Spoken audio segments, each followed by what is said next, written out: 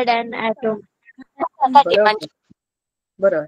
आज आपण धडा म्हणजे आपला केमिस्ट्रीचा दुसरा धडा करणार आहोत. बायोलॉजी आपण केलं, आपण आपले हेल्थ डिसीज वगैरे ह्या गोष्टी बोललो. आता आपण आपल्या टॉपिकवर जातोय, दॅट इज केमिस्ट्री. आता केमिस्ट्री म्हणजे काय तुम्हाला ऑलरेडी ओळख झालेली आहे. केमिस्ट्री म्हणजे काय जरा सांगा बरं जरा तुम्ही मला.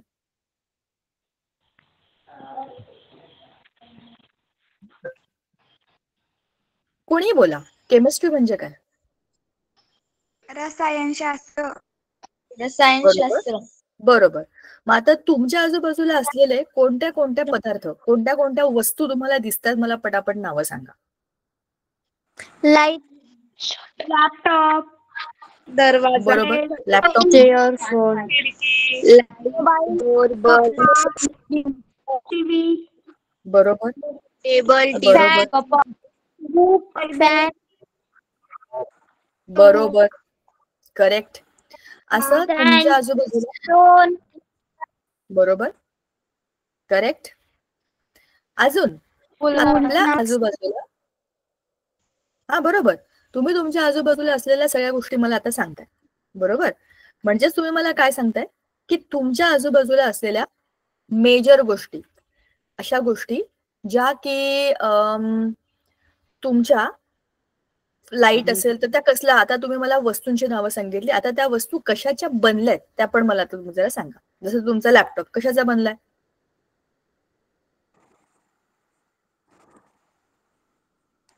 सांगा. कोणतरी म्हणाला लॅपटॉप, कसला बनलाय तुमचा लॅपटॉप सांगा जरा.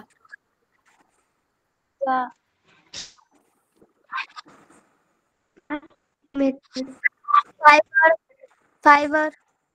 ओके. प्लास्टिक, फायबर, भरपूर काय काय त्याच्यामध्ये. Glass, metal. ओके ओके बरोबर. बर.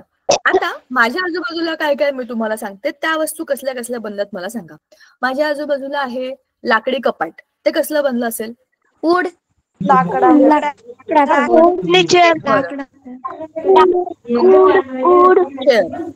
वूड समजले.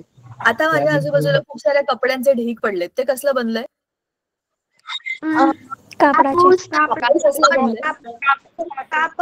बरोबर. कसलं बनलं? कापूस. शाबाश. म्हणजे तुम्ही मला आता हे सांगताय की माझ्या आजूबाजूला असलेल्या वस्तू कशाच्या बनलेल्या आहेत. चला, माझ्या बाजूला इथे एक पाण्याची बाटली आहे, त्याच्यामध्ये पाणी आहे, ते कसलं बनलं? ते निसर्गात उपलब्ध झालेलं आहे. हा. आता पाण्याची बाटली आणि पाणी अशा दोन गोष्टी मी सांगितल्या. हा, तर पाण्याची बाटली निसर्गात उपलब्ध झाली होती का? नो. प्लॅस्टिकची बनलेली आहे. करेक्ट. म्हणजे बघा, आपल्या आजूबाजूला बऱ्याच गोष्टी असतात, त्यातल्या काही गोष्टी जसं आपण मॅनमेड. समजा हा माझा मोबाईल बघितला तुम्ही, हा कोणत्या स्टेट मध्ये आहे? लॉक. प्लास्टिक. आणि हा लिक्विड आहे, हो की नाही? यस. हो, हा लिक्विड आहे. No ma'am.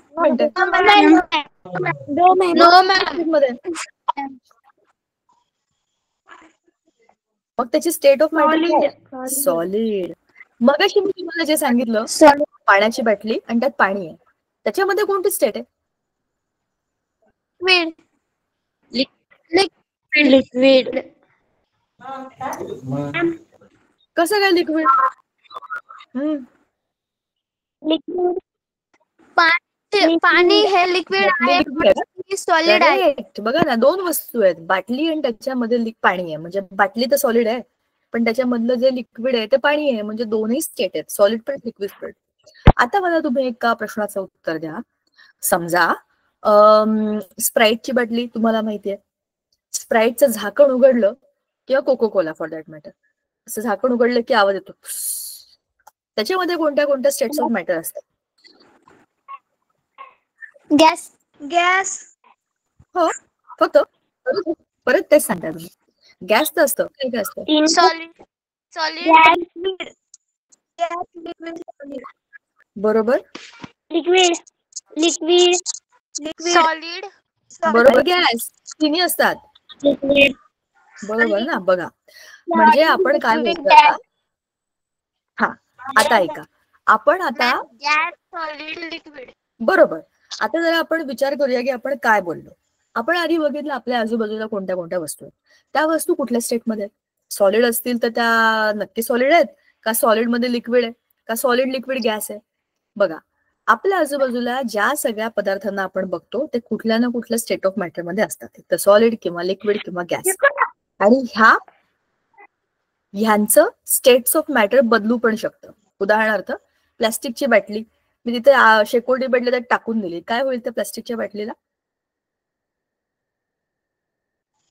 काय मॅम रिपीट करा आवाज येत नव्हता प्लीज. माझ्याकडे प्लास्टिकची बाटली आपण आता बोललो त्यात पाणी नाहीये पण नुसतीच बॉटल आहे. तर ती बॉटल तिकडे शेकोटी पेटली माझ्या घराच्या इकडे तर मी नेऊन टाकली तर काय होईल त्या बॉटलला. ती जळून जाईल. लिक्विड होईल.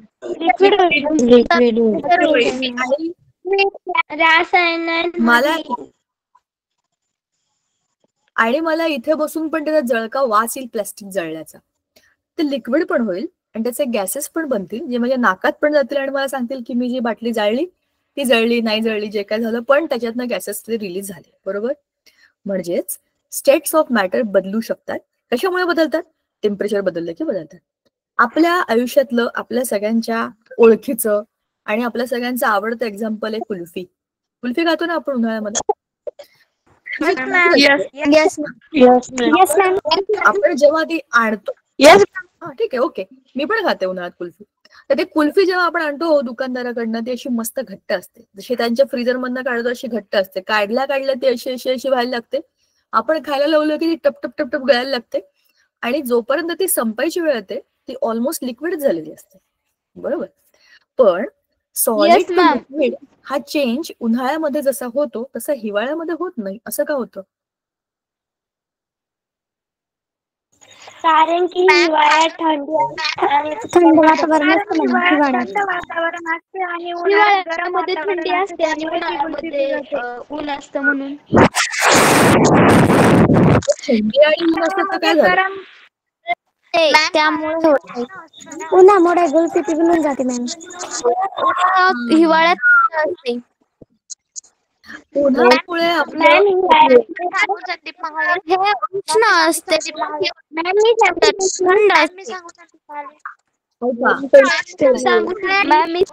अरे मुलांना कमी असते. ऐका जेव्हा दुसरे बोलतात तेव्हा थांबा. एक मिनिट थांबा. ऐका आपण एक आपल्या क्लासचा एक रूल करूया. मला माहिती तुम्हाला सगळ्यांना उत्तरं द्यायची आहेत. एक तर तुमचं बोलून झालं की माईक बंद करा. संदीप माईक बंद कर. ऐका तुम्ही सगळे उत्तरं द्या पण दुसरे बोलतात का मग थांबा. त्याचं उत्तर झालं की मग सांगा. मी सगळ्यांशी बोलणार आहे मला ऐकायचंच आहे तुमची उत्तरं पण सगळे एकदम बोललात की मला कळत नाही कोण काय बोलतंय कोणाचं उत्तर काय आहे त्याचा काही उपयोग नाही अशा अभ्यासाचा. एकेकाने बोला. आता प्रीती आणि हँड रेस करा. चला आपण असं करूया. तुमची ही जी नावं आहेत मी हीच वाचणार आहे बरं का. आई बाबा ताई दादा कोणाची पण नावं असू दे. मला समोर जी दिसतात ती मी वाचते. प्रीती काय नाव आहे. प्रीती पाटील आहे का. प्रीती पवार सांगा.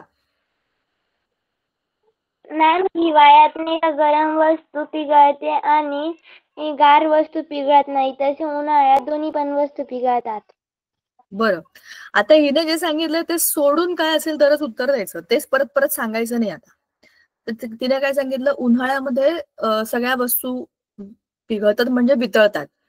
आणि उन्हाळ्यामध्ये घट्ट वस्तू म्हणजे थंड वस्तू वितळतात. बरोबर असं काहीतरी सांगितलं. आता काय नाव आहे. सृष्टी पाटील सांगा. मॅम उन्हाळ्यात गरम वातावरण असतं आणि थंडीत थंड वातावरण असतं म्हणून उन्हाळ्यात गुलफी पिघलून जाते आणि हिवाळ्यात पिघलत नाही. बरं उष्णता दिली की ती आपोआप वितळायला लागते आणि थंडीमध्ये एवढं गरम नसतं. आजूबाजूला गारच असतं. हे पण गार ते पण गार. त्यांची मैत्री होते. कोणी कोणाला त्रास देत नाही म्हणून ती वितळत नाही. दीपाली वाघ सांगा. मॅम उन्हाळ्यामध्ये खूप गरम वातावरण असते उष्णता असते त्यामुळे गुलफी पिघळते. पण आता तिने जे सांगितलं तेच सांगितलं ना. काही वेगळं असेल तरच उत्तर हात वर करा बरं का. आता आपण आता तेच बोललो ना. तेच पुन्हा पुन्हा नको सांगूया. काही नवा मुद्दा असेल तर सांगूया. ठीक आहे. बरं हे काय नाव आहे. आप्पा शिंदे, सांगा. मॅम मी स्वप्नाली शिंदे आहे. पण नाव तर इथे आप्पा शिंदे आहे ना, आणि शिंदे सरकार लिहिलंय, त्याच्यामुळे इथे जे दिसतंय ते मी वाचणार आता. सांगा. मॅम उन्हाळ्यात टेम्परेचर हे जास्त असते त्यामुळे कुल्फी पगळते व हिवाळ्यात टेम्परेचर कमी असते त्यामुळे कुल्फी ही पगळत नाही. अरे मुलांनो, त्या सृष्टीने जे सांगितलं तेच तुम्ही दोघांनी सांगितलं. आपण आत्ताच बोललो ना, जे झालेलं आहे ते परत सांगू नका. हात खाली घ्या. नवीन मुद्दा असेल तरच वर घ्या. संदीप, काही वेगळं उत्तर आहे का? Yes ma'am. सांगा. मॅम उन्हाळ्यात जसं आपल्याला घाम येतो, आपल्या शरीरातून बाहेर पाणी पडतं, तसं कुल्फीचं आहे मॅम. कुल्फी थंड असते पण ती जर आपण उन्हात ठेवली किंवा मग हातात पकडली, तिच्यावर सूर्याचे प्रकाश पडतात तर ती पिघळत असते. तसं थंडीत तिला पाहिजे तसं टेम्परेचर मिळतं म्हणून ती पिघळत नाही. बरोबर.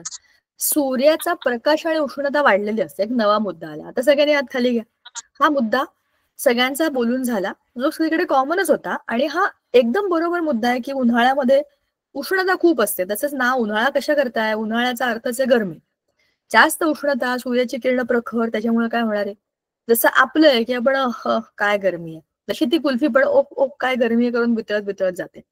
पण थंडीमध्ये आपण म्हणतो थंडी वाजते, थंडी वाजते, तिलाही थंडी वाजते, आणि त्याचे पार्टिकल्स असे घट्ट घट्ट एकमेकांना चिटकून बसतात, आणि म्हणून काय होतं, ते सॉलिड स्टेटमध्ये जास्त वेळ राहतं. तरी तुम्ही त्याला बाहेर काढलं की नंतर ते हळूहळू पितळायला लागते. फ्रीज मधलं टेम्परेचर हे बाहेरच्या टेम्परेचर पेक्षा खूप कमी असतं, म्हणून ती फ्रीज मध्ये गार असते. फ्रीज पेक्षा फ्रीजर. फ्रीजर मध्ये ठेवलेली कुल्फी आणि फ्रीज मध्ये ठेवलेली कुल्फी, फ्रीज मध्ये ठेवलेली कुल्फी वितळतेच, पण फ्रीजर मध्ये ठेवली की ती जरा घट्ट राहते. त्यात पण फ्रीजर मध्ये पण वेगवेगळे टेम्परेचर सेटिंग असतात. आमच्या घरातलं जे फ्रीजर आहे ते कायमच विंटर सारखं असतं, म्हणजे त्याच्यामध्ये अजिबात थंड होत नाही. आम्ही थंड काहीच त्याच्यात ठेवत नाही. त्याच्यामुळे त्याच्यात तुम्ही त्याच्यात कुल्फी ठेवली तरी पण ती वितळणारच आहे, कारण त्यातलं पण टेम्परेचर हे फार नॉर्मल आहे. तरी खालच्या पेक्षा थोडं जास्त गार आहे. बरोबर. म्हणजेच काय, आजूबाजूला असलेल्या तापमानाचा वस्तूंच्या अवस्थेवर म्हणजे स्टेट्स ऑफ मॅटरवरती परिणाम होतो. बर्फ फ्रीजर मधला तुम्ही बाहेर काढून ठेवला, काहीही केलं नाही तरी पण तो वितळतो. तोच पाण्याचा बर्फ वितळलेला, तो जो ट्रे असेल किंवा ती डिश असेल किंवा वाटी असेल, थोडा वेळ तशीच ठेवली, त्यातलं पाणी कमी कमी कमी कमी झाल्यासारखं वाटतं. काय झालं? Solid to liquid, liquid to gas, interstate changes झाले. सॉलिड स्टेटमध्ये काय होतं? वॉटर मॉलिक्युल्स एकमेकांना घट्ट चिटकून बसलेले होते. आपल्याला माहितीये सॉलिड स्टेटमध्ये काय होतं? पार्टिकल्स एकमेकांना घट्ट धरून ठेवतात. म्हणूनच सॉलिड्सना स्पेसिफिक शेप आहे आणि त्यांचा एक डेन्सिटी आहे, त्यांना स्वतःचा एक वेट आहे. बरोबर. आकार आहे, आकारमान आहे, सगळं काही आहे, आणि त्यांना स्वतःचा एक काहीतरी म्हणता येण्यासारखं कॅरेक्टरिस्टिक्स पण आहेत. कोणते पण तुम्ही सॉलिड घ्या, प्लॅस्टिकच्या वस्तू, काचेच्या वस्तू, लाकडाच्या वस्तू, त्यांचे गुणधर्म विशिष्ट आहेत, कारण की ते सॉलिड स्टेटमध्ये. आता ह्याच सॉलिड स्टेटमधल्या वस्तूंना वितळवलं किंवा त्यांच्यामधल्या पार्टिकल्सना थोडंसं लांब केलं एकमेकांपासून, जसं पार्टिकल्स मधलं डिस्टन्स वाढतं त्यांची स्टेट बदलते, solid to liquid state. Liquid स्टेटमध्ये काय होतं? Atoms and molecules slightly go apart from each other. त्याच्यामुळे काय होतं? त्यांना स्वतःचा विशिष्ट आकार नाहीये. They take the shape of the container in which they are kept, पण त्यांना स्वतःचा आकार मान आहे. They have the mass, specific mass असतो त्यांना, पण शेप नसतो. आता ह्याच्या बरोबर घनता, डेन्सिटी. हो, लिक्विड्सना पण डेन्सिटी असते, तेलाची पण डेन्सिटी, पाण्याची पण डेन्सिटी वेगवेगळी असते, पेट्रोलची डेन्सिटी. म्हणजेच लिक्विड्स ऑल्सो हॅव डेन्सिटी. ही प्रॉपर्टी जी सॉलिडची ती लिक्विडची पण आहे, पण ती वेगळ्या पद्धतीने बघता येते. पाण्यामध्ये तेल टाकलं की तेल वरती तरंगतं आणि पाणी खाली असतं. बरोबर. तर अशा पद्धतीने आपल्या आजूबाजूला सॉलिड लिक्विड्स असतात. गॅस असतात का? Yes. Air is around us and air is a mixture of gases and there are so many gases around us right now also.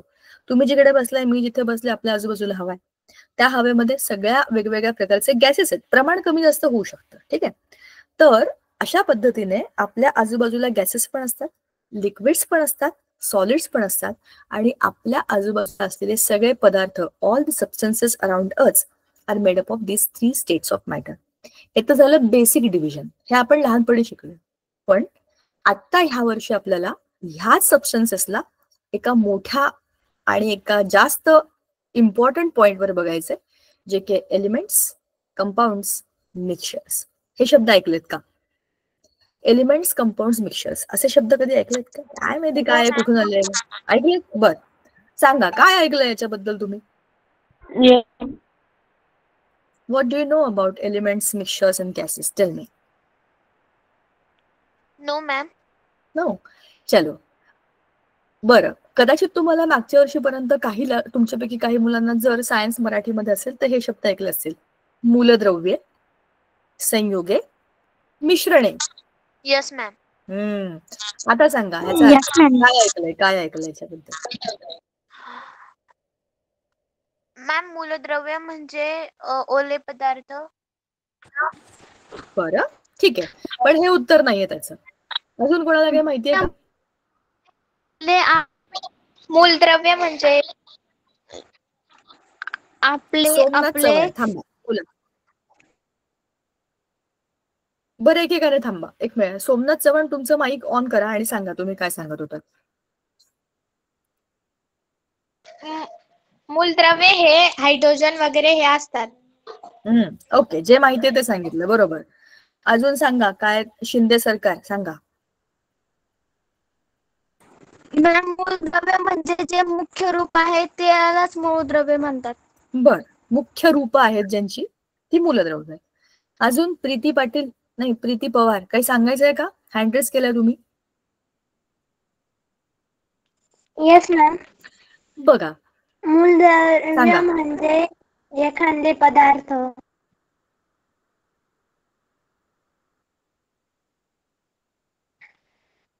हे काय उत्तर आहे? मूलद्रव्य म्हणजे एखादे पदार्थ. मग एखाद्या मूलद्रव्य पदार्थाला मूलद्रव्य म्हणजे कशाला म्हणतात? मिश्रण केलेले पदार्थ. मिश्रण केलेले पदार्थ. बरं, ठीक आहे, हे उत्तर बरोबर नाहीये, पण जे आपल्याला डोक्यात येते आपण नक्की सांगू शकतो. आपल्या वर्गामध्ये सगळं चालतं. पण आता ह्याच्यातनं बरोबर काय तिकडे जाऊ आपण. नावातच अर्थ. मूलद्रव्य, मूल म्हणजे मूळ, बेसिक, जसं त्यांनी सांगितलं की ह्याच्यापासून सगळं बनलंय, तर ते मूळ द्रव्य आहेत, त्याच्यापासून सगळं जग बनलंय. तर मूलद्रव्य म्हणजे बेसिक फंडामेंटल एलिमेंट्स. जसं त्याने सांगितलं हायड्रोजन वगैरे हे असतात, बरोबरच आहेत, ते एलिमेंट्सच आहेत. ते हायड्रोजन ऑक्सिजन एकत्र आले की बनतं H2O. ते H2O कंपाऊंड आहे.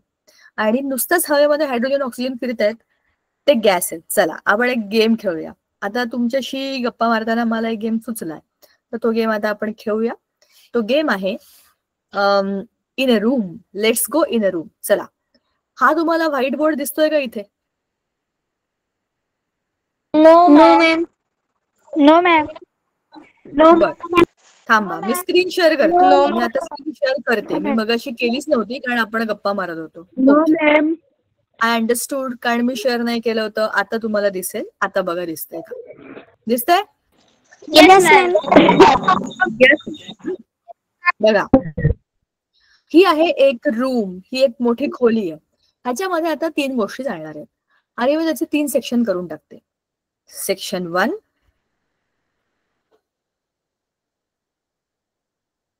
सेक्शन 2 आणि सेक्शन 3.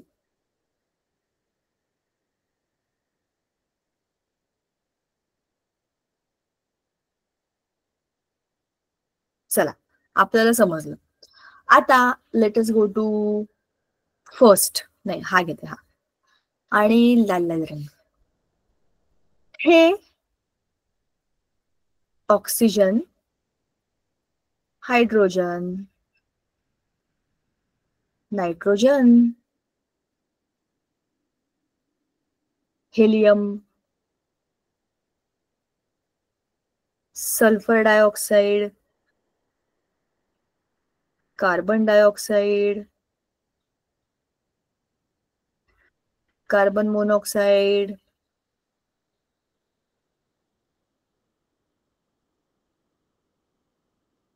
आणि nitrogen oxide, nitrogen dioxide, NO2 करूया आपण. हिलियम झाला. आता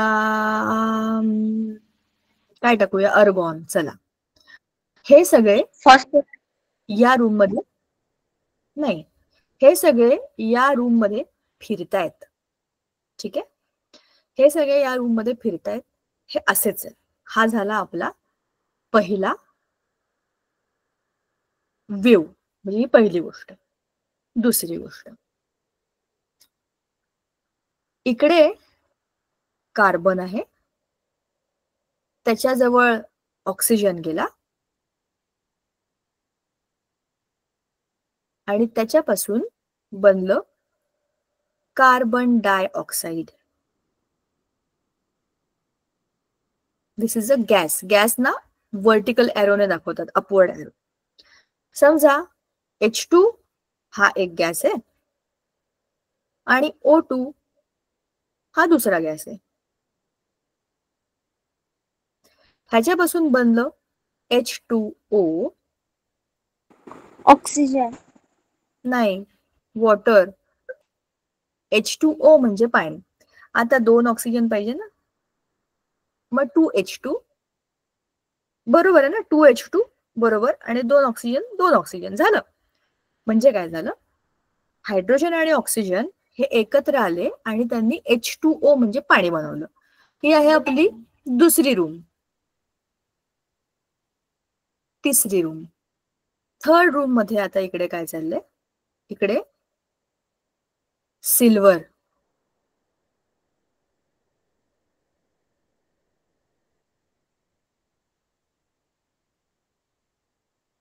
गोल्ड,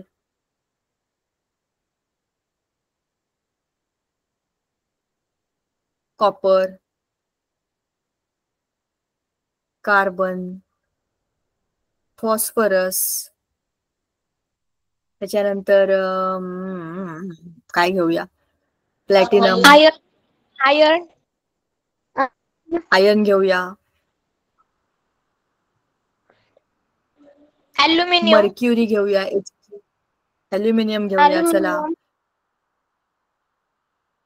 ओके, मॅग्नेशियम. हे सगळे लोक आहेत.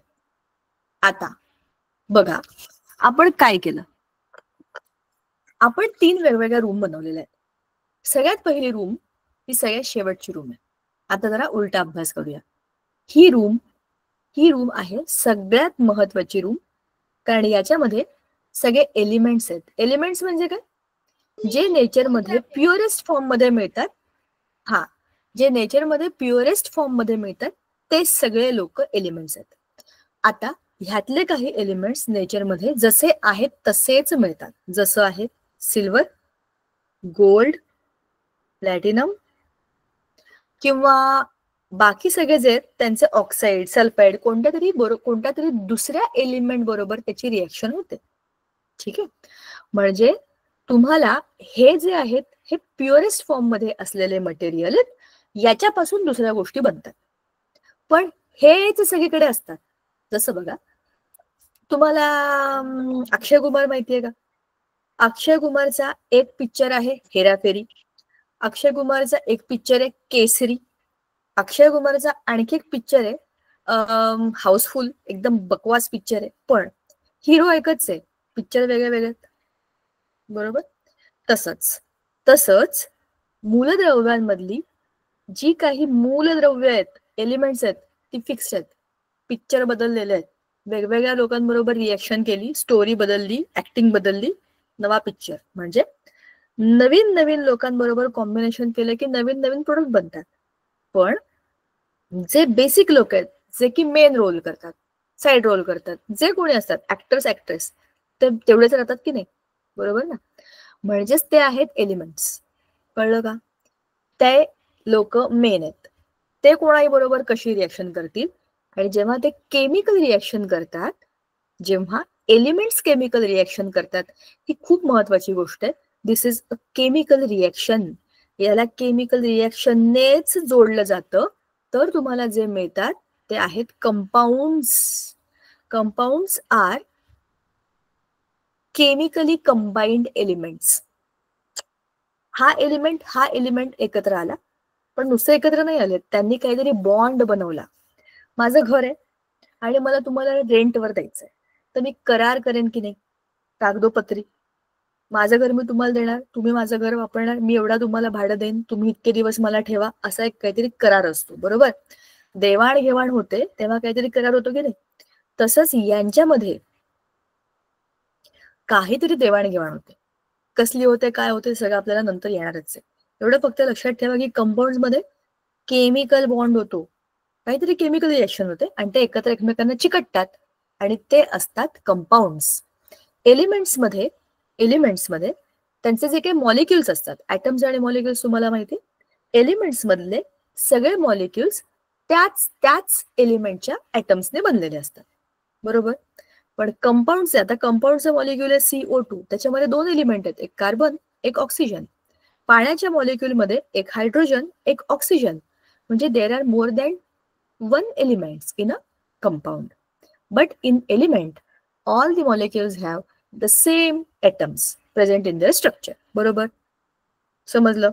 आता तिसरा जो गट आहे, जो आपण सगळ्यात पहिल्यांदा लिहिला, तो आहे मिक्सचर्स.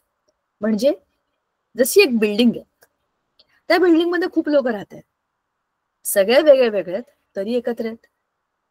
तसंच air is a mixture of gases. हे सगळे गॅसेस आपल्या आजूबाजूला हवेमध्ये आहेत. कोणीही कोणाबरोबर कुठलंही बॉन्डिंग केलेलं नाही, दे आर जस्ट टुगेदर. जसं कुठली तरी भाषणाला आपण गेलो, सभेला आपण गेलो, सगळे आपण एकत्र असतो. आपण काय कोणाबरोबर बॉन्डिंग करतो का लगेच? हे माझे नातेवाईक, तो माझा मित्र, ते माझे, हे दिसतात, भेटतात, ओळखीचे लोक असतात किंवा नसतात, इतकं सिंपल असतं, बरोबर. ते असतात mixtures. Mixtures is just a group of substances. It can be elements and compounds. बघा, ह्याच्यामध्ये काही काही एलिमेंट आहेत. हा एलिमेंट आहे, हा एलिमेंट आहे, helium is an element, neon, oxygen, हे सगळे एलिमेंट आहेत, बरोबर. पण NO2, CO, SO2, CO2 हे सगळे कंपाऊंड्सचे मॉलिक्युल आहेत. म्हणजे air is a mixture of gases in which they can be molecules of elements also and compounds also. समजलं का? आपल्या आजूबाजूला असलेल्या सगळ्या गोष्टी एकतर एलिमेंट्सच्या बनलेल्या आहेत, किंवा मिक्सचरच्या बनल्या आहेत, किंवा कंपाऊंडच्या बनलेल्या आहेत.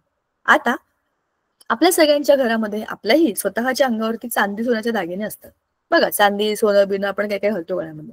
कॉपर, पंचधातू, बांगडी असते, पैंजण असतात चांदीचे, गळ्यातले असतात सोन्या बिन्याचे, चेन असते, बरंच काही असतं. तर ह्या सगळ्या मेन धातूंपासून सोन्याच्या दागिन्यांमध्ये बऱ्यापैकी सोनंच असतं. म्हणजे आपण असा विचार करतो की ते प्युअर फॉर्म मध्ये आपण घालतो, प्युअर गोल्डची चेन आहे, बरोबर. म्हणजेच ते गोल्ड आपण ऍज एलिमेंट फॉर्म मध्ये वापरतोय, जसं आहे तसं वापरतोय, बरोबर की नाही. आता आपल्या आजूबाजूला खूप साऱ्या पदार्थांना आपण कंपाऊंड फॉर्म मध्ये वापरतो. जे पाणी आपण पितो ते पाणी काय आहे? कंपाऊंड आहे.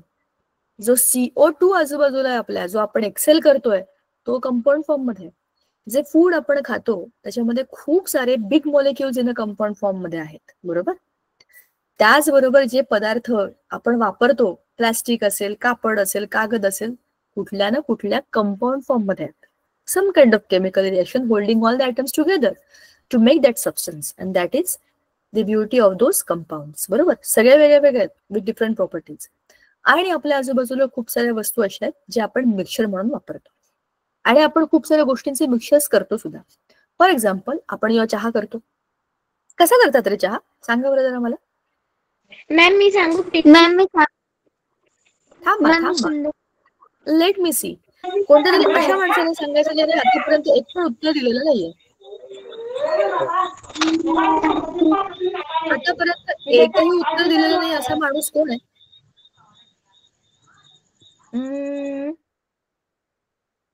श्रुती. Okay ma'am. सगळ्यात पहिले गॅसवर पॅटीस होत्या, त्याच्यात पाणी टाकता, साखर टाकता, चहापत्ती टाकता आणि उकळून घेता. आणि मग उकळल्यावर थोडासा दूध टाकते, त्याच्यानंतर डबल उकळून घेता. बरं, ह्या सगळ्या प्रक्रियेमध्ये उकळी. पण जेव्हा तुम्ही चहा घेता, चहापत्ती, आलं टाकलं तर आलं, गवती चहा तर गवती चहा, मसाला तर मसाला, तुम्ही जे काही टाकलं असेल त्या सगळ्याची चव त्या मिश्रणामध्ये असते. सो चहा इज अ मिक्सचर, बरोबर. पण तुम्ही लिंबू पाणी बनवलं, लिंबू पाणी मिक्सचर आहे का कंपाऊंड आहे? सांगा बरं मला. मिक्सचर. मिक्सरच आहे, कारण त्याच्यामध्ये लिंबाची चव. बरोबर, मिक्सर. बोला. मॅम माझी चार्जिंग संपली आहे, मी गेली चालेल? नाही, फोन चार्जिंगला लाव ना. जायचं कशाला, फोन चार्जिंगला लावून ऐकायचं. मॅम लाईट बघ, जमत नाहीये. असेल तर इझी होईल ना. ओ अच्छा, ओके, ठीक आहे. मग रेकॉर्डिंग बघ, इट्स ऑल राईट. बरं, आता हा, हे झालं मिक्सरचं. कंपाऊंड्स, पाणी इज अ कंपाऊंड. बरोबर. आपल्या आजूबाजूला असलेले अनेक गॅसेस कंपाऊंड फॉर्म मध्ये आहेत. हाच आपला धडा आहे कॉम्पोजिशन ऑफ मॅटर, ज्याच्या दोन गोष्टी आपण ऑलरेडी बोललो. आता जरा पीपीटी कडे जाऊया. मी म्हणाल काय माहिती काय गप्पा मारतायत या. आपल्या पीपीटी मध्ये आहेत, पण आपण कुठल्या विषयाबद्दल काय बोलतोय, का बोलतोय हे तर कळलं पाहिजे ना. धडा कशासाठी आपल्याला हे धडे दिलेले आहेत पुस्तकामध्ये? आपल्याला ते समजावे म्हणून. आपल्या आजूबाजूच्या वस्तू बघण्याची दृष्टी आपल्याला सायन्स देतं की नाही, तर ते काय हे समजून घ्यायला पाहिजे. So composition of matter explore the fundamental building blocks of the physical world from atoms and molecules to the diverse states of matter that shape our universe. So our universe is made up of so many different substances in which there are solids, liquids, gases, and so many things around it, right? But all the substances are made up of atoms and molecules. Atoms and molecules. Molecules are made up of the atoms, and atoms are the basic fundamental things of all the matter around us. But what is matter? Matter is anything which occupies space and has got some mass. तर अशा या मॅटरला जेव्हा आपण study करतो तेव्हा आपण त्याचे ॲटम्सचा अभ्यास करतो, आणि ॲटम्स एकदम फंडामेंटल आहेत. जेव्हा ते एकत्र येतात तेव्हा ते मॉलिक्युल बनवतात. अणू रेणू, अणू रेणू, आठवलं का? हे ते शब्द आहेत. सो आता ह्या कॉम्पोजिशन ऑफ मॅटर मध्ये we need to understand how the matter is made up of. So definition of a matter. Matter is anything that has got mass and occupies space, जे आपण आत्ताच बोललो. It is a fundamental substance that makes up the physical world around us. What is atomic composition? Matter is composed of tiny particles called as atoms, which are the building blocks of all the substances. हे आपण आत्ताच बोललो की नाही. atoms सगळ्या गोष्टींचे basic particles आहेत, आणि ह्याच atoms-मुळे ती वस्तू बनलेली आहे. तर स्टेट्स ऑफ मॅटर काय आहेत? सॉलिड, लिक्विड, गॅस, हे पण आपण आत्ताच बोललो. आपल्या चॅप्टरची सुरुवातच झाली होती. वितळलेली कुल्फी, बर्फाचं पाणी, पाण्याची वाफ. States of matter: solid, liquid, gas. Chemical reactions. When matter undergoes chemical reactions, its atomic composition can change, resulting in the formation of new substances. आता बघा, पाणी, water is made up of hydrogen and oxygen. These two are gases. Hydrogen burns itself. स्वतःच जळतो hydrogen, and oxygen helps in burning. But the water is the compound made up of hydrogen and oxygen. Water helps to extinguish the fire. आग विझवण्याचं काम पाणी करतं. भांडकुदळ आईबाबांची मुलं खूप शांत असतात. एक खूप भांडतोय, एक भांड्याला मदत करतोय. एक स्वतःच जळतोय, एक जळायला मदत करतोय. पण त्यांची मुलं कशी आहेत? शांत. भांडू नका, शांत राहा. असे एक्झॅक्टली उलट्या आणि एकदमच वेगळ्या प्रॉपर्टीज असतात आपल्या कंपाऊंड्सच्या, which are different than their parent atoms. ते कशामुळे होतं? केमिकल रिॲक्शनमुळे होणारा नवा पदार्थ ऍब्सोल्युटली वेगळ्या प्रॉपर्टीज देणारा असतो. सो कंपाऊंड्स, म्हणूनच आपण त्याला केमिकल रिॲक्शन का म्हणतो? केमिकल प्रॉपर्टीज बदलतात ना त्याची. बघा, H2O पाण्यामध्ये हायड्रोजन पण आहे, ऑक्सिजन पण आहे, पण ते नाहीये जसे ते ओरिजिनली असतात. तिने स्वतःला बदललं म्हणून ते नवा पदार्थ बनवू शकले. ठीक आहे, दॅट इज केमिकल रिॲक्शन. आता composition of matter, fundamental constituents. Matter is composed of atoms and molecules. Microscopic structure, the arrangement and interaction of atoms and molecules determine the properties of matter. Now, what is chemical makeup? The specific elements and compounds present in a substance define its chemical composition. जसं आपण मगाशी H2O म्हणजे पाणी बोललो, तर H2O हेच त्याचं chemical composition, बरोबर. 2 हायड्रोजन 1 ऑक्सिजन हे फिक्स आहे. हे जेव्हा एकत्र येतील तेव्हा H2O म्हणजे पाणी बनेल. This is fixed and it is accepted. जर H2O मध्ये HO आलं तर ते पाणी असेल का? नो. H2O ही ओळख आहे त्याची. जसं माझं नाव दीपिका दीक्षित तांबेकर आहे, तर माझी नावाचीच माझी ओळख आहे. दीपिका दीक्षित तांबेकर म्हणजे मी. तुमचं नाव, तुमची ओळख आहे की नाही? सांगायचा मुद्दा, तुमच्या प्रॉपर्टीज तुमच्या नावाला जोडलेल्या आहेत. तर तुम्ही आहात हे कसं कळेल? प्रॉपर्टीज वरून समजेल. प्रॉपर्टीज कशा समजतील? नावावरून समजतील. तर माझं नाव जर H2O आहे म्हणजे पाणी आहे, तर पाण्याच्या सगळ्या प्रॉपर्टीज H2O ह्याला अनुसरून आहेत. H2O2 लिहिलं तर पाणी होईल का? नाही होणार. म्हणजेच ती माझी ओळख नाही. H2O2 दुसरा कोणतरी माणूस असेल, तो मी नाही. बरोबर? नाव characteristics of particles of matter, atomic structure, constant motion, intermolecular attraction. तुम्हाला सांगू का मी, हा जो सगळा भाग आहे की नाही ॲटॉमिक स्ट्रक्चरचा, हा संपूर्ण केमिस्ट्रीतला सगळ्यात फॅन्टॅस्टिक पार्ट असतो. बघा, आपल्याला एखाद्या पदार्थाच्या डेप्थ मध्ये जाऊन ॲटॉमिक लेवलला जाऊन बघायचं, समजून घ्यायचं, किती फॅसिनेटिंग आहे ना. ॲटम्सचं स्ट्रक्चर कसं आहे? Atomic structure we already have understood. Centrally placed nucleus, त्याच्यामध्ये आहेत प्रोटॉन आणि न्यूट्रॉन, आणि आजूबाजूला फिरत आहेत electrons electrons electrons. Electrons are moving in specific energy levels which are called as orbits. Okay. Electrons are negatively charged, protons are positively charged, neutrons are neutral in the nature. So proton, neutron, electron ह्या तीन गोष्टींनी आपलं item बनलेले. Protons and neutrons are at the center. They are called as nucleons. Electrons do not carry any weight. त्यांचं काही वजन नाहीये, पण त्यांना चार्ज आहे. And they move around. कोणत्याही पदार्थामध्ये केमिकल रिएक्शन करणारे भारी लोक कोण असतात माहितीये का? हे गरीब बिचारे इलेक्ट्रॉन. ते बाहेरच्या बाहेर असतात, घराच्या बाहेर. बघा, म्हणजे सांगते मी तुम्हाला, एक घर आहे, त्या घरामध्ये जी सेंट्रल रूम आहे त्याच्यामध्ये त्या घरातले सगळे बाप लोक बसले. जसं आजी, आई, आजोबा हे सगळे डिसिजन मेकर ते आतमध्ये बसलेले असतात. बाहेर उभे असतात सगळे लोक, हे देऊन ये, ते घेऊन ये, हा निरोप दे, हे करायचंय आपल्याला. हे बाहेरची कामं करणारे कोण लोक असतात? इलेक्ट्रॉन.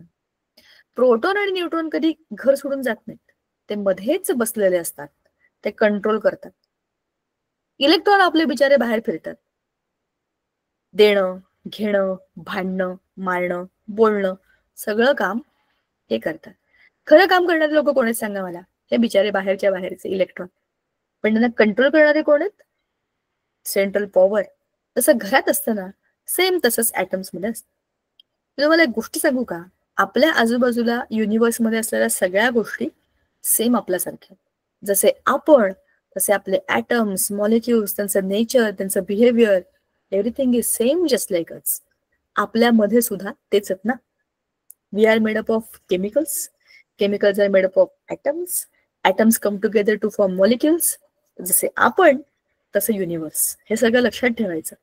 आणि म्हणजेच हे जेव्हा आपल्याला कळतं ना, ओ हे तो अपने घर की स्टोरी है, मग समजतं म्हणजेच ऍटम्स मध्ये पण तेच चालतं जे की प्रत्येक घरामध्ये चालतं. बरोबर आहे की नाही? तुम्ही विचार करून बघा, तुमच्या घरातले पॉवर हाऊस कोण आहेत? आजी असेल, आजोबा असतील, आई असेल, बाबा असेल. ते फिरतात का सगळीकडे? ते घरात बसून ऑर्डर देतात आणि बाकीच्यांना ते फॉलो करावे लागतात. बरोबर की नाही? असेल तर सांगा. सो हे वजनदार लोक आहेत. वजनदार कारण त्यांना मास आहे. म्हणजे प्रोटॉनचं वजन 1, न्यूट्रॉनचं वजन 1. ते वजनदार आहे म्हणून ते मध्ये आहेत. आणि हे हलके फुलके आहेत, ह्यांना वजनच नाहीये, पण त्यांना चार्ज आहे. चार्ज कोणाचा आहे? ह्यांच्याकडे अट्रॅक्शनचा. हे निगेटिव्ह आहे, पॉझिटिव्ह. खेचून घेतलं त्यांना. तसं नाही इमोशनल, आपल्या घरातलं तुला करायलाच लागेल असं इमोशनल अटॅचमेंट आहे, ते करतात बिचारे सर. चला, atomic structure. Matter is composed of tiny indivisible and invisible particles called as atoms and molecules. Particles are in constant random motion even in solids due to thermal energy. बघा, solids मध्ये आपण म्हणतो ना, solids मध्ये atoms आणि molecules जवळजवळ असतात, but still they are in the constant motion. They keep on moving in what ever little space they have got. Solid मधले जे काही ऍटम्स मॉलिक्युल आहेत ना, ते आहेत त्या जागेमध्ये थोडे थोडे थोडे असे व्हायब्रेट करून मूव्ह करतात. Because everybody needs to move ना. एकाच ठिकाणी बसून बसून बसून आपण काय डेड आहे? पण every particle in the universe has got this property of having some or other kind of motion even in the solid state. Solid मध्ये एकमेकांना घट्ट चिटकून बसले, जागाच नाहीये. जसे आपण दाटीवाटीने बसतो एखाद्या गर्दी असलेल्या बसमध्ये किंवा रेल्वेमध्ये, असे एकदम चिटकून चिटकून सगळे मागे पुढे इकडे तिकडे लोकच लोक आहेत, तरी आपली काहीतरी चुळबुळ सुरूच असते ना. काय आपण असे असतो का पूर्ण प्रवासात? नो. सेम तसेच पार्टिकल्स ते तसेच तेवढ्याच जागेत राहणार आहेत, पण म्हणून ते काय तसेच बसून नाही राहत, ते पण हालचाल करतात. They are in the constant motion even though they are in the solid states. Now intermolecular attraction. Molecules मध्ये अट्रॅक्टिव्ह फोर्सेस असतात. H2O पार्टिकल्स, H2O मधले जे काही पार्टिकल्स आहेत, H2 आणि O, आणि दुसरा H2O मधला, त्यांच्यामध्येही अट्रॅक्शन असतं. ह्याचा H त्याचा O, ह्याचा O त्याचा H. जसं बघा ना, सिम्पल एक्झाम्पल, मी आणि माझी मैत्रीण आम्ही दोघी एकाच बेंचवर बसतो.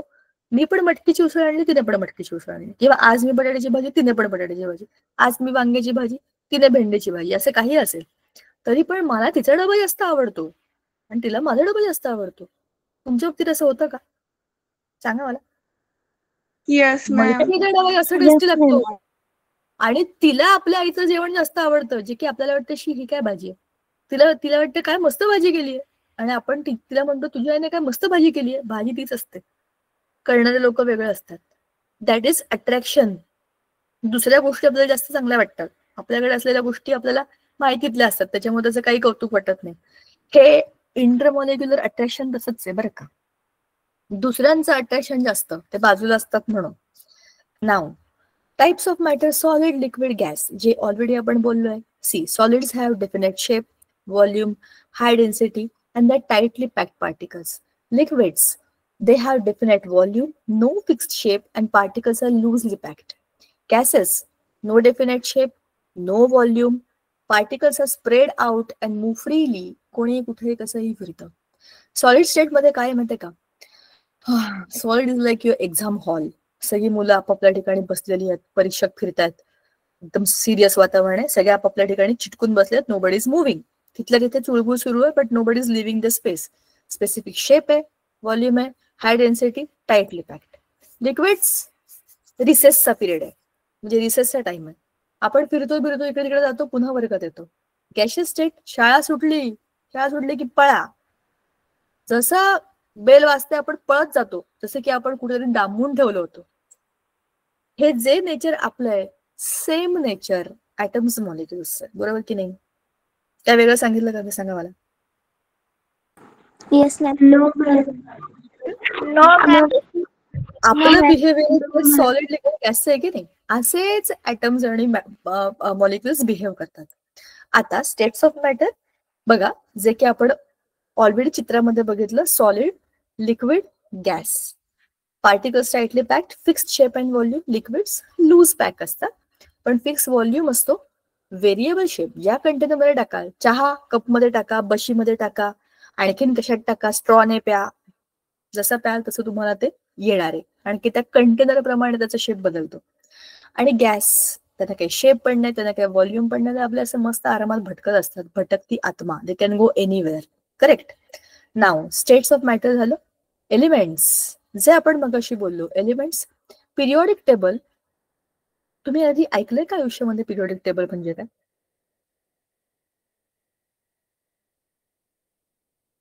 पिरियॉडिक टेबल असं काही ऐकलंय का आयुष्यामध्ये तू? No ma'am. शब्द ठीक आहे, ऐकलं असेल तर ओके, ऐकलं असेल तर ओके, ऐकलं नसेल तर परफेक्ट. पण आपण अजून 8वीत, आपल्याला अजून पिरियॉडिक टेबलचं काही देणं घेणं नाहीये, तर तुम्हाला 10वीत डायरेक्ट अभ्यासालाच येणार आहे. पण हे पिरियॉडिक टेबल म्हणजे काय मी तुम्हाला सांगते. You should know about it, कारण आता आपण केमिस्ट्रीचा अभ्यास करतोय, तर केमिस्ट्रीमध्ये जसं ॲटॉमिक स्ट्रक्चर मस्त आहे ना, तसंच मस्त अजून एक गोष्ट आहे जी आहे पिरियॉडिक टेबल. आता हे काय आहे बघा. पिरियॉडिक टेबल ही एक खूप मोठी कॉम्प्लेक्स आहे. कॉम्प्लेक्स म्हणजे सोसायटी. त्याच्यामध्ये 4 विंग आहेत आणि प्रत्येक विंग मध्ये एक एक घर आहे. त्या घरामध्ये म्हणजे खूप सारी घर आहेत, प्रत्येक घरामध्ये एक एक एलिमेंट राहतो. अशी ती एक खूप मोठी बिल्डिंग आहे, सोसायटी आहे, 4 विंगची मोठी सोसायटी. त्याला म्हणतात पिरियॉडिक टेबल. जसं प्रत्येक एलिमेंट एका एका घरामध्ये ठेवलेलं एक टेबल आहे. त्या टेबलकडे बघून आपल्याला सगळ्या एलिमेंट्सच्या बेसिक प्रॉपर्टीज समजतात. उदाहरणार्थ, आता आपल्या वर्गामध्ये 50 मुलं आहेत.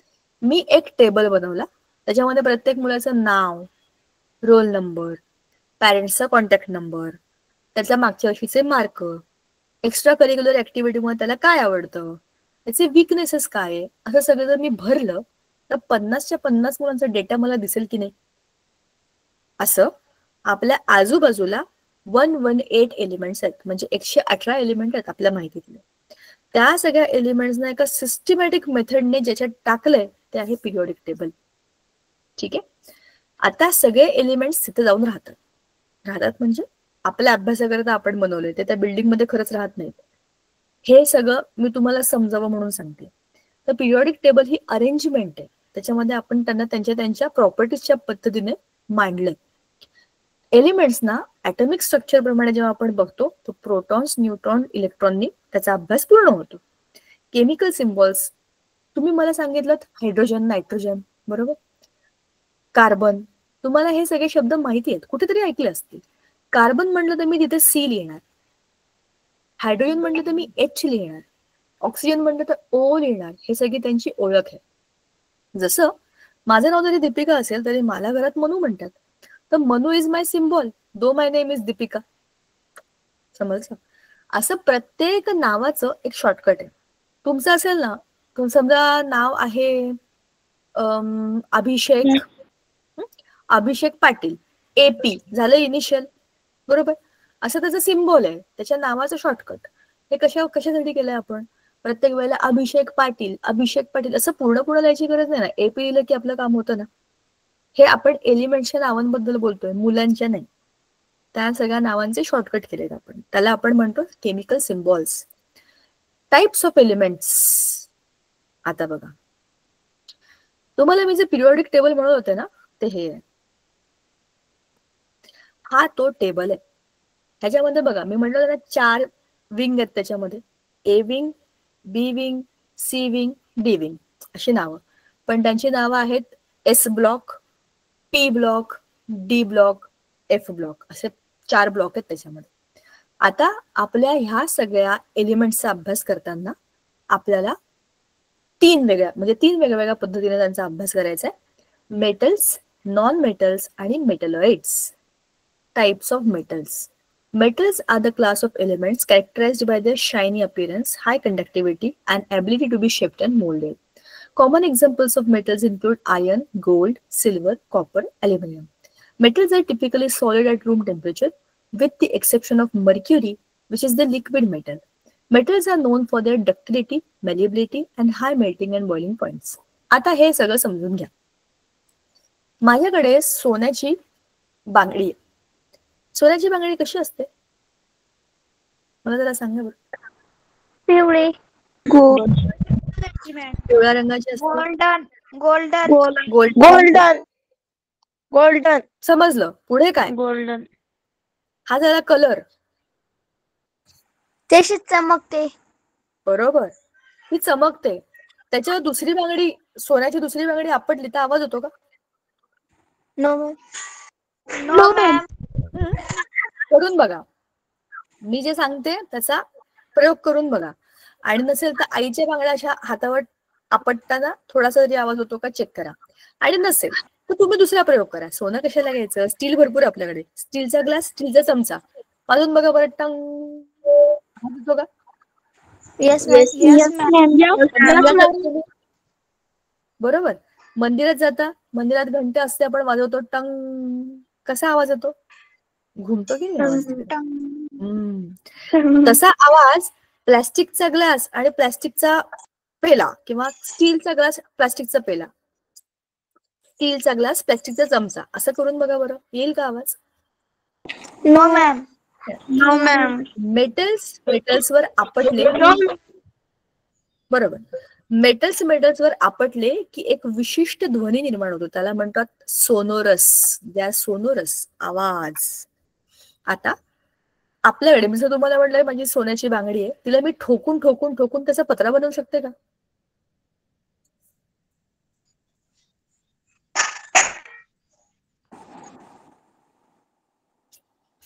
तुटेल का नो ती? मॅम.